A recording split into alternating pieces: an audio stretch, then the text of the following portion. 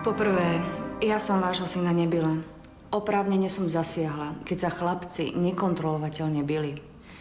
A navyše to bola posledná kvapka po tom všetkom, čo si Michal dovolil k mojej kolegyni a ku mne. Ale viete, aké sú deti?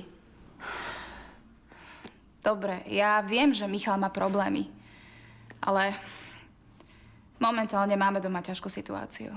Viete, manžela vyhodili z práce. Čo toto s tým má spoločné? Sme tu kvôli mne, alebo kvôli nevhodnému správaniu pani učiteľky Farnej? Nezvyšujte na mňa hlas. A prečo by som nezvyšoval, akým právom bijete môjho syna? Už som vám vravela, že si to zaslúžil. Vážne? Tak teraz ma dobre počúvajte, vážená pani učiteľka. Ja môjmu synovi verím. A ak mi tvrdí, že to nebolo adekvátne, tak to tak bolo. O adekvátnosti sa s vami nemienim baviť. Prosím? Tak vy sa s nami nemieniete baviť potom, ako ste udreli nášho syna? Keď sa zle učí, dajte mu horšie známky, ale byť ho nebudete.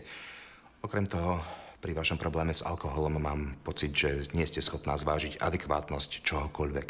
Ale ja žiadny problém nemám. Nie, ani cítiť ho nie je. Poď, ideme.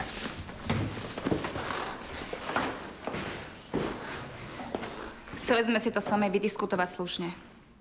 Ale vidím, že to nemá význam. Dovidenia.